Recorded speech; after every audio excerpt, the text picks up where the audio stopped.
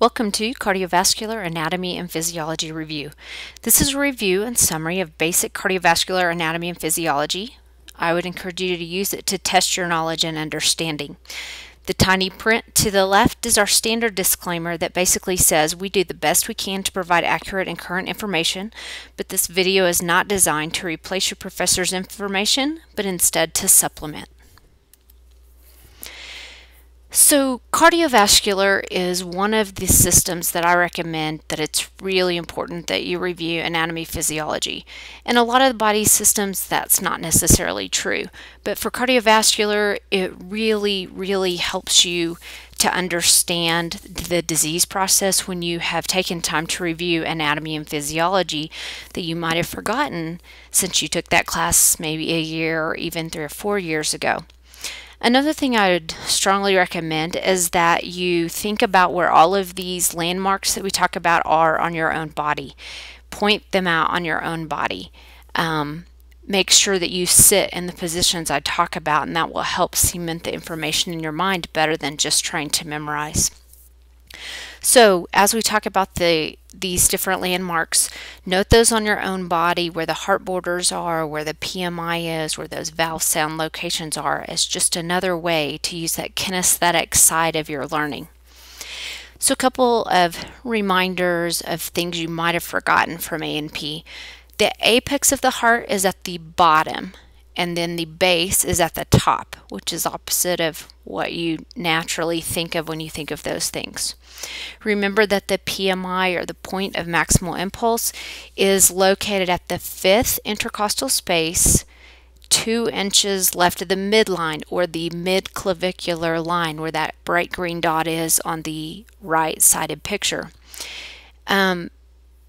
This is really important that you at least know that location, and you need to know those words: 5th intercostal space, mid-clavicular line, because that's how it's asked on questions on exams. It's a pretty common question. The other thing to think about is, how do you feel this easily? And the best way to feel it, if you think about this logically and turn your body, if the patient turns on their left side and kind of rolls forward, so turns on the left and rolls forward, that brings the heart closest to the chest wall so that you're more likely to feel that PMI. So PMI, that's the apex of the heart. That's also where the mitral valve is. So all of those you've got to remember. So what if the PMI is actually at the 6th intercostal space, so lower than it's supposed to be? What does that mean? Usually that means the heart is enlarged. So that's what's really important to understand, where it's supposed to be and what it means if it's not there. Questions on tests will oftentimes say where that PMI is and then say, what do you want to do about it? So if they say 5th intercostal space, mid-clavicular line, you don't want to do anything. You're going to document that as a normal finding and go on. It's always going to say something like contact the doctor or expect that it's this, because it wants to know, do you know, is this normal or not normal? Now the valves, that same picture we are looking at, you can hear the valves best at places noted on the picture. Now there is one error on here. That red dot on the left side needs to be on the right side. I don't know why that is, and I had a hard time finding another picture. So just mentally or mark on your paper to move that. So the blue dot is at the 2nd right intercostal space, and that's the aortic valve. It's not really where it's located, but it's where you can best hear it.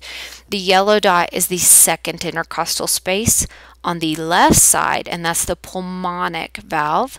And then you have that light blue dot at the 3rd intercostal space on the left. That's also called the sternal border. See why that makes sense, since the sternum's in the middle, so the left sternal border or the right sternal border. So don't get confused when you see that on an exam. You know what that means, the side of the sternum. So that light blue one is what we call Erb's point. At Erb's point, you can hear S2 best, and you can hear both the aortic and pulmonic valves at the same time. Some people care about Erb's point in nursing and some don't. That red dot, if it was moved to the left side, fourth intercostal space, that would be the tricuspid valve. Know that sometimes people list the fifth intercostal space as the tricuspid valve too. So you will see a discrepancy in books of fourth or fifth. It shouldn't be enough to throw you off though. So if it's midclavicular aligned fifth space, that would be the mitral valve. If it's the sternal border fifth or fourth space, that would be the tricuspid valve. And so again, the green dot is our PMI, but also the mitral valve. Lots of ways to remember this. All patients enjoyed Time magazine, APETM. All patients take meds, always pumps too much, all physicians take money. There's just lots of ways, so pick whichever way you want. We ask a lot of questions about these locations, so it's really important to know them. It might say things like a murmur is heard at the second intercostal space on the left. Which valve is the most likely to be involved? And so you need to know that's pulmonic. It also might say, how would you position your patient to hear the mitral valve? And that would be on their left side and listen at that fifth intercostal space, the midclavicular line. Another thing to notice, and I don't have a picture of this here, but the left ventricle is almost always bigger than the right ventricle. So why is that? That's because the left ventricle is working harder than the right ventricle because it's pushing blood up and out into the systemic circulation, so it has to work harder. So that's why it's thicker normally than the right ventricle. Also, you might remind yourselves of things you know about auscultation, and I'll cover that in the cardiovascular assessment video, but which sounds for the diaphragm, which for the bell, what's abnormal, those kinds of things. Blood flow through the heart. This is the one that if you can really think through this, it'll help you understand diseases like heart failure a whole lot better. You won't have to memorize. You can think about the flow and what's happening when it backs up. So just a quick reminder of this flow.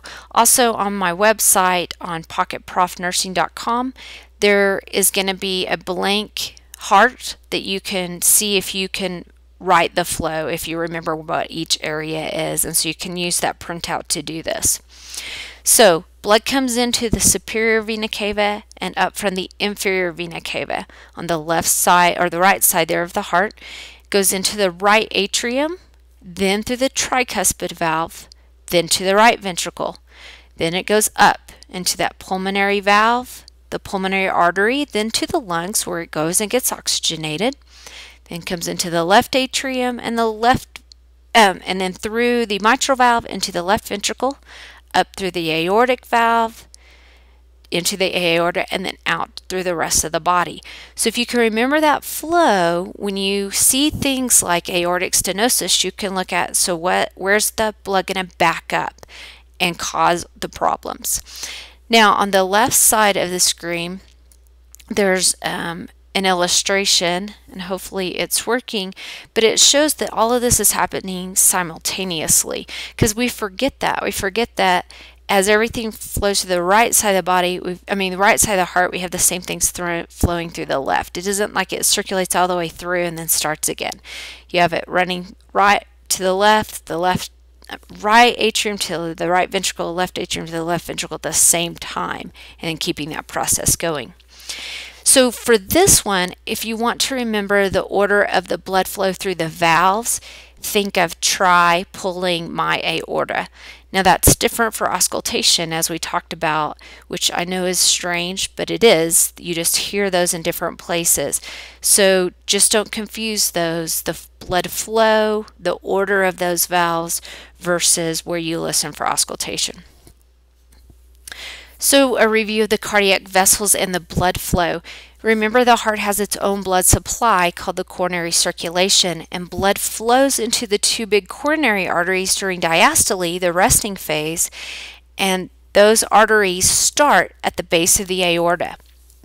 So the right coronary artery and its branches are coming from that right side of the aorta and supplies the right side of the heart and part of the back part of the left ventricle. That's important because when we know what it supplies, we know where damage can occur, or when damage occurs, we know which vessels might be involved when we're talking about heart attacks. The other really important thing about the right coronary artery is that it gives blood supply to the SA and AV nodes in the bundle of His in most people. So when you have an obstruction in the right coronary artery, it tends to cause very serious cardiac conduction problems. Now, the left coronary artery is also really important because it supplies the left atrium and left ventricle and part of even the right ventricle. So when you have a blockage of the left coronary artery, it's oftentimes very serious. This is the one they call the widow maker, meaning when that gets blocked, a lot of times the patient can die. We also have coronary veins that are usually on the back part of the heart, and then they drain into the right atrium. So a review of the mechanical system of the heart is just a reminder about systole, diastole, and the S1 and S2. Systole is contraction of the ventricles. So we have the opposite thing happening in the atria. Diastole is relaxation of the ventricles. So I think of it like this. Systole, blood is going into the system, systole. It's a contraction or a stress. And blood is ejected out. S1 is the start of systole. Diastole is relaxation, or I think of die. So we relax when we die, I guess. It's a filling of the ventricles, and S2 is the start of that. So again, S1, start of systole, that's the lub of the lub-dub, and that is also closure of the tricuspid and mitral valves, and it's also where we feel the radial and apical pulse. And the S2 starts diastole, that's the dub, and the closure of the aortic, that should say, and pulmonic valves. And at the very end, I give you a chart to kind of put all of these in line together. Cardiac output and stroke volume. So we're going to cover it in just a little bit of detail here, and more detail when you look at critical. But cardiac output and cardiac index is the volume of blood in liters that's pumped by the heart in 1 minute. What's more important is that it's calculated by stroke volume times the heart rate, and we're going to talk about how we calculate that, because heart rate's easy, but stroke volume is not. Cardiac index is just adjusted for a body surface area, so it's a more precise measure of how well the heart is working. I have the normals on here. I will tell you, I don't test on the normals because there's just too many numbers to remember, but I don't know about your professor, so there's the normal numbers. But it is helpful for you to know what increases it and what decreases it. So cardiac output is increased in general when you have high volume in the body, circulating volume. It's typically decreased when you have low volume or your contraction is not very strong. And again, when you get to critical care, you'll talk about this in a lot more detail. Stroke volume and stroke volume index, that's the volume of blood in milliliters, not liters, ejected with each heartbeat. So this is what is important to understand because we can't measure stroke volume, so we look at preload, afterload, and contractility, which are important to understand, and we'll talk about them in a second. And then stroke volume index is again adjusted for body surface area, a little more specific. There's your normals. I wouldn't test you on that, but again, I can't speak if you're your professor. But we see stroke volume increase when we have too much volume, or we give medications, or they're too hot. And then a lot of meds that called inotropic meds that slap the heart, make the heart work a little harder. And then decrease when we don't have good cardiac contractility or valve function. Also congestive heart failure, certain drugs like beta blockers, or even a heart attack. So the factors that affect stroke volume, because again, we can measure heart rate, but we can't measure stroke volume specifically. So this picture is a really great picture showing the concept of preload coming into the heart, afterload what the heart is pushing against, and then contractility, how good the heart squeezes, what's the strength of that contraction. So preload. Preload is the stretch or the filling pressure. How much volume is in that ventricle at the end of diastole? So think of volume when you think of preload. So the PAWP and the CVP, those are from critical care, so you don't need to know that right now. But in general, preload is increased when we have fluid or too much fluid, and decreased when we don't have enough fluid or we're vasodilated. So if we want to treat it and we have too much preload, we want to give them what kinds of drugs? Diuretics to get the fluid off. If their preload is low, how are we going to treat them? We're going to give them fluids. So one way to think of it is like a balloon. So we fill a balloon up with air, that gets us a good stretch. And so that's what happens here. If you've heard of Frank Starling's law, when we have more blood in the heart, it stretches the heart, helps the contractility. Same thing with a water hose. If you think about turning on the hose and filling it up, that's preload. Now afterload. Afterload is squeeze. We said preload was stretch. Afterload is squeeze. That's the amount of resistance that the heart has to push against to send the blood out to the body. So SVR to systemic vascular resistance and PVR pulmonary vascular resistance. So afterload is how hard that heart has to push. So it's really affected by things like vasoconstriction. It's increased when you have hypertension, hardened arteries, coronary artery disease, pulmonary hypertension, even hypoxia and catecholamines, which cause vasoconstriction in the heart. So to me, those are easy to think of. It's decreased when we have vasodilators, when the vessels are very wide open, or acidosis and oxygen. Again, those things you'll understand better when you get to critical care. This is just to get you thinking about it. So if you look at the picture, you can think of a hose where there's a kink in the hose, and it makes it hard. If you want to go back to the balloon analogy, if there was a knot in the balloon and we were trying to blow air into it, we couldn't blow air into it. So just quickly, systemic vascular resistance is when those vessels are really narrowed. Pulmonary vascular resistance is when we have a problem in the lungs, like pulmonary hypertension or even hypoxia. And again, you'll cover those much more when you move to critical care. Think about this though, the more afterload, the less the cardiac output, because you can't push against that. Ultimately, what happens is that ventricle works so hard trying to push blood out that it hypertrophies, it gets much bigger, which is not a good thing because it doesn't work as well.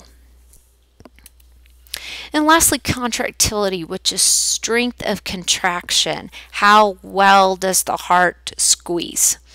So when it's increased, it increases stroke volume, but it also increases oxygen demand, so it's a balancing act. So we can increase contractility, we can make the heart push harder by giving medications. But contractility gets decreased with things like heart failure and some of the common drugs that we give for hypertension. So the way you think about contractility is, think of rubber bands. When they're old and flaky, they don't work very well, they don't stretch well, or even balloons. But if they're a new stretchy rubber band or balloon, then they can expand well. Also, I put the hose there. If it has bulges, if you look closely at this hose, you see little bulges. That makes it harder to contract. So you'll really talk about this when you talk about medications in cardiac.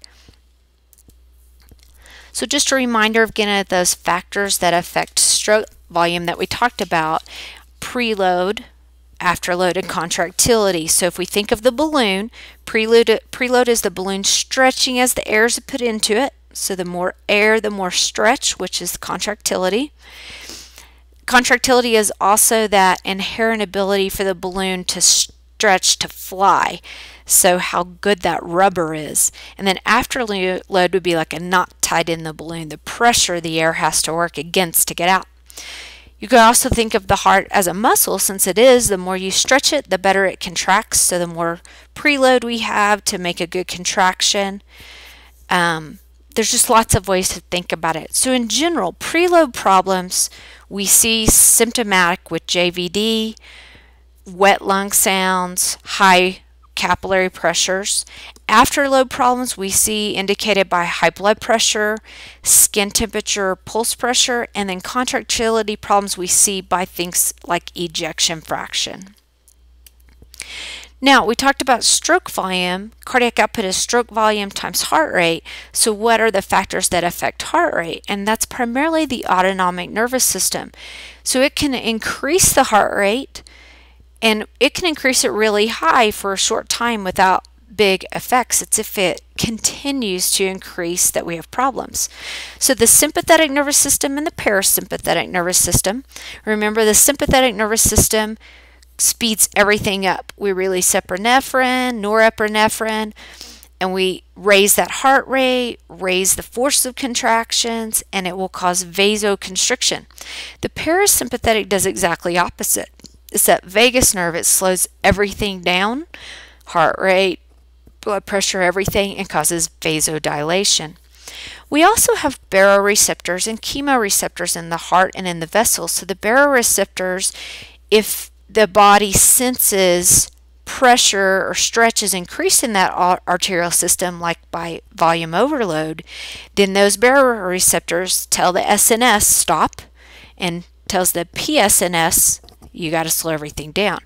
The chemoreceptors look for changes in the CO2 and the oxygen levels, and then again will cause increased heart rate, increased blood pressure. So speaking of blood pressure, just a few reminders of things you might have forgotten. Systolic blood pressure is pressure during that ventricular contraction, and diastolic blood pressure is pressure during that ventricular relaxation. Blood pressure is cardiac output times the systemic vascular resistance, and it's not important that you remember that. If it depends on how you think, if that helps you or not. Now, pulse pressure. Pulse pressure is as simple as the systolic blood pressure and subtracting the diastolic. So if your pressure is 120 over 80, which we think of as a perfect, then your pulse pressure is 40. So it has this formula, normally 1/3 of the systolic blood pressure, which is 40. So I don't want to remember that. So I remember it by remembering the 120 over 80. So however you want to remember it, pulse pressure is asked a lot, and it's easier than people try to make it. Just subtract the two. You'll talk about it particularly when you get to neuro. And so we see it increase with atherosclerosis. We see it decrease with heart failure, hypovolemia. So really what you need to remember with pulse pressure is that it really truly is just a subtraction of those two numbers. Now, mean arterial pressure has a complicated formula. I've never tested over it, but I know some people might. So what it is the systolic blood pressure plus 2 times the diastolic blood pressure, and then you divide that whole number by 3. And it's looking at, what's the pressure throughout. It's almost like an average pressure. And it's the most important thing about mean arterial pressure is it tells us if the organs are being perfused. So, I wouldn't tell you to memorize the formula, but you have to know your teacher. What you do need to know is it needs to be over 60. If it's less than 60, then our vital organs are not being perfused, and you're going to talk about this a lot when you get into critical care. The other thing I would tell you is don't forget the basics of blood pressure measurement. That is frequently asked on exams, like how to have the patient sitting, which way do you position the arm, do you take an average, blah, blah, blah. I'm going to cover that a lot more in hypertension. The electrical system. Boy, we're getting close to the end here finally. So the electrical system is specialized nerve tissues that carry that electrical impulse of the heart. And then that impulse causes depolarization, which leads to contraction in the heart. So what's important is that you know the order of this flow, and then that you know the rates. So again, on my website, pocketprofnursing.com, I have a diagram for you to fill in so you can see that you remember this number. So we start with the SA node, which is the pacemaker of the heart, and then it goes across. So if you look at the diagram on the right, it shows you a better direction of the flow. So the SA node sends out impulses through the atrium, and then that travels down to the AV node. The AV node is very near the tricuspid valve, which is important because if they have damage to the tricuspid valve, it may also affect the AV node. And then that causes atrial depolarization, which is contraction. Repolarization will be relaxation. So you have contraction of the atria. Then it moves on down through the bundle of His, which is between the atria and the ventricles, and then into the left and right bundle branches on either side of the heart and the Purkinje fibers. These all cause ventricular contraction.